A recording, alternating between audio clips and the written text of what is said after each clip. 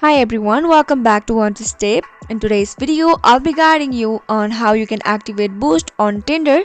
So to get started, first of all, go ahead and open up Tinder application. Once you open the application, the user face will appear somewhat like this. Now go ahead and tap on the profile icon which is appear on the bottom right corner. Now here you can see the option My Boost. Go ahead and tap on that My Boost. Now here you have 0 boost. What you're gonna do is simply go ahead and tap on Get More Boost. Now here you can buy the boost. So what basically this boost does is it will take your profile on top and put it on like top for 30 minutes in your area. It will show your profile picture on the top most recommendations, and once you have got the boost, you can just go ahead and tap on activate, and the boost function will help you reach your profile to the top for 30 minutes.